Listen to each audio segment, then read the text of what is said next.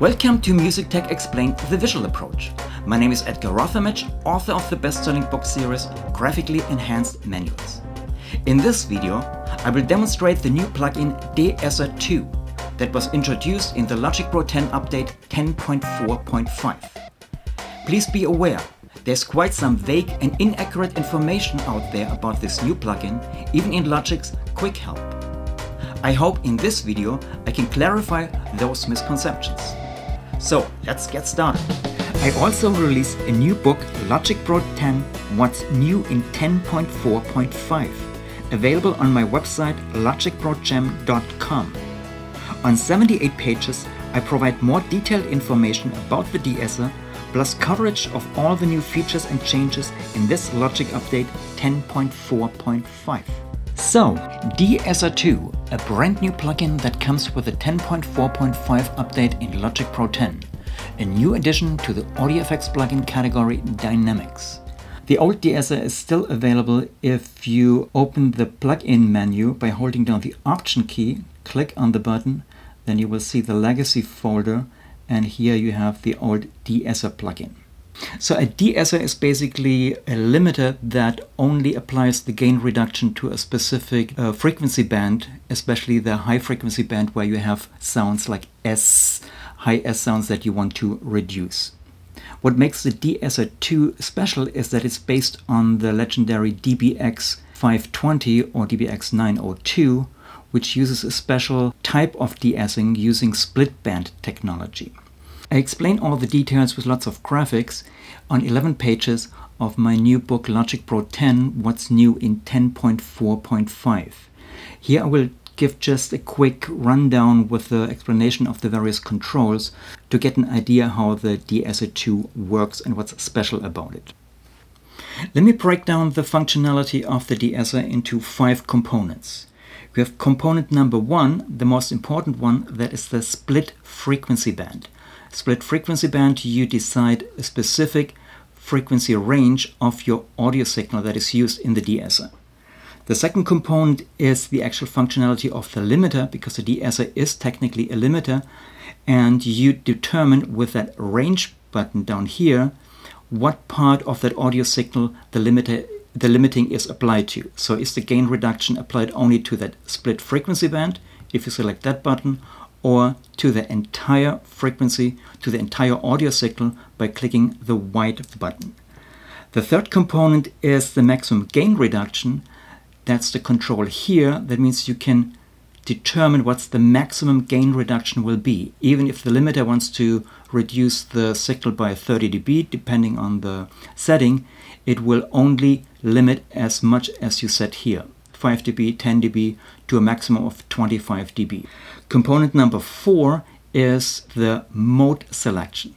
That is where you make the difference between absolute, the conventional DeEsser, and the relative mode, which is the functionality based on the DBX 520. And the component number 5 is the threshold. That's where you set at what level when the actual limiting functionality kicks in. Let me show you the component 1. It's very simple. You have 2 controls. First, you select the filter type to determine the split frequency band. So you can choose either a high-pass filter or a band-pass filter by clicking on one of these 2 buttons. And depending on this filter type that you select here, you set either the cutoff frequency with the control here, if you have selected the high-pass filter, or you set the center frequency if you select a band-pass filter. And the filter solo button lets you listen only to that split frequency band. Let me demonstrate that. I have a region up here with the sentence that has one sharp S sound. No level and super high gain. No level and super high gain. So now I listen with that filter solo enabled. That means I'm listening only to that frequency band that is filtered out of that audio signal. No level and super high gain. And now I can dial in no level and super high to really figure out where that sharp S sound is, what frequency. No level and super high gain. No level and super high gain. No level and super high gain. So now I filtered out the frequency band that you hear, only that S. So that means the DeEsser kicks in only when it detects that S. So we get to that in that detection part. So component number 1, you set the split frequency band with these two controls and monitor right here. Now the component number 2 is the actual limiter. So that means if that frequency band is detected by the DeEsser, it kicks in and starts limiting. Now the important part to decide is what should be limited, and you have two options. Down here with the range button, if you select split, that means the DeEsser limits only that frequency band that you select with the frequency and the filter button. So that means it filters that out and reduces the gain only those frequency in that split frequency band. If you select wide, and at that moment when the DeEsser kicks in, determining on the threshold level, then the whole signal will be limited, it will be reduced in gain. So usually you would select split because that's the usual DeEsser functionality. Component number 3 is the gain reduction. The beauty about the DeEsser is that you can set a limit on the limiter, so to speak. Because even if the limiter decides, depending on the threshold, that it has to reduce the gain by 30 dB, you can tell the DeEsser, no, I want the maximum gain reduction to be only 10 dB. So no matter how much the gain would supposed to be reduced, it reduces only by 10 dB. It puts a cap on that. So the maximum is 25 dB on gain reduction. You can set it here on the control knob, or you can slide that horizontal line up here. Now component number 4 is setting the mode. That's the new part in the DeEsser. Absolute mode is basically the standard mode like a DeEsser works. For example, if I play it here, no level and super high gain. No level and the DeEsser would kick in only depending on the level that it detects, depending on the threshold. In relative mode, it works completely different. I'll get to that in a moment, and that might be a little bit confusing at the beginning, but like I said, I explained that a lot of details in my book. The component number 5 is the actual threshold. So you set the threshold, like with a regular compressor and limiter, at what level should the DeEsser kick in. Okay, so let's start with the absolute mode. Threshold is at 0. No level and super high gain. The detection level that you see here is not the audio signal, that is the signal of that split frequency band that you filtered out. And you will see the level will change if you change the split frequency band. But at the moment there is no limiting effect because the threshold is set too high. So in the absolute mode, what I usually do, like with any other limiter or compressor, you just lower the threshold until you get to that level where you want to start the gain reduction. So let me play that, and then I'm lowering the threshold. No level and super high gain. No level and super high gain.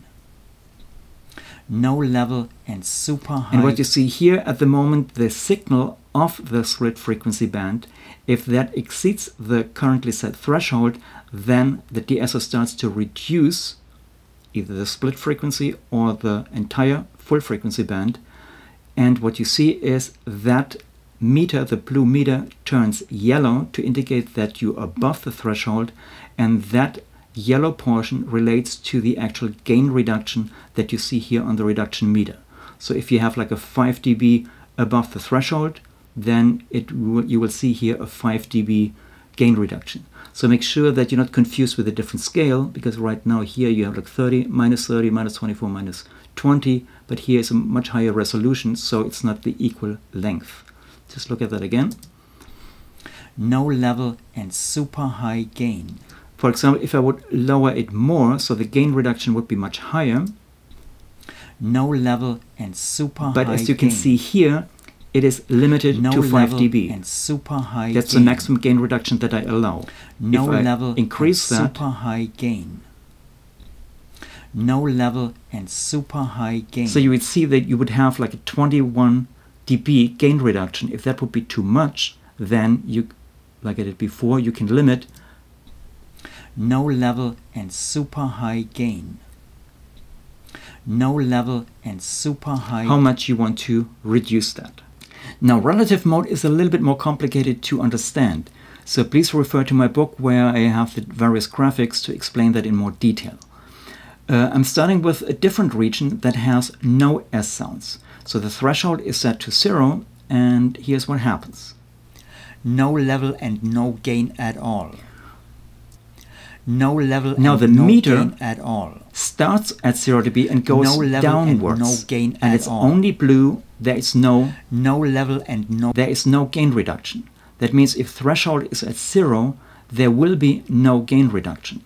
In absolute mode, there could be if the signal is strong enough.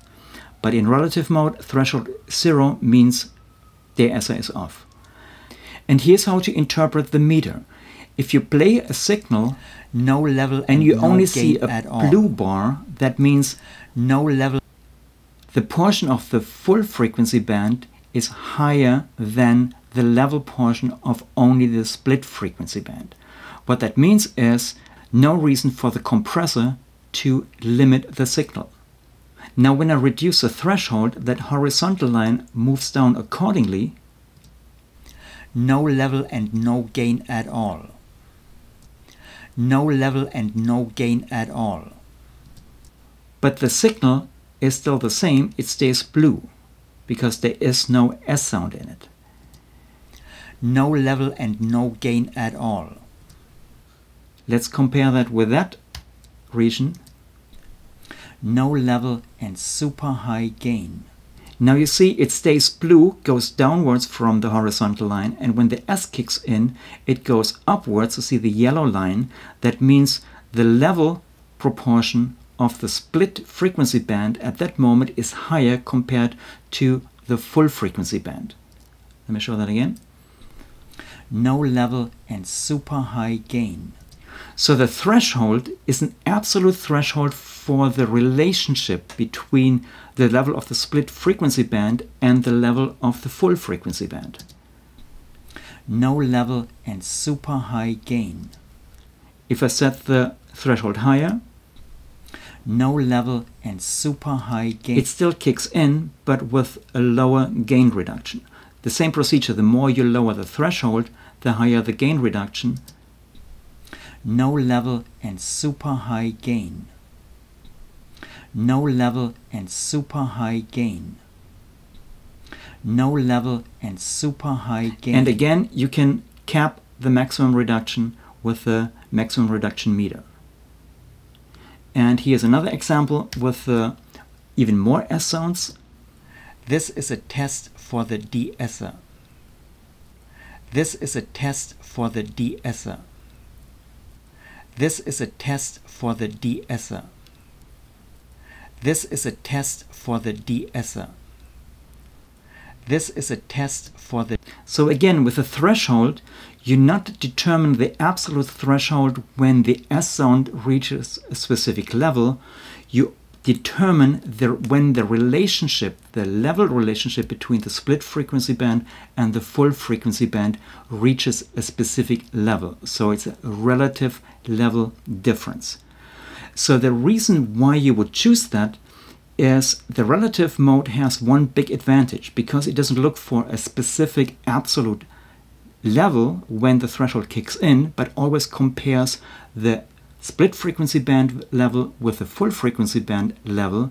It is independent of the overall signal level. Let me demonstrate that. This is a test for the DeEsser. So let me set a little bit higher threshold. This is a test for the DeEsser. Okay, now I'm lowering the signal level. So pay attention here. So this is the audio track where the signal is coming from. I'm routing it from the output bus into an aux channel strip, and the aux channel strip has that DeEsser on it.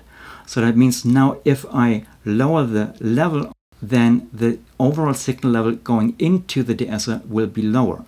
But you will see it doesn't affect the DeEsser, because the relationship between high and low frequency is still the same, regardless what the overall level of that signal is. This is a test for the DeEsser. You can see I can lower the volume all the way down, but the metering when the DeEsser kicks in is the same thing.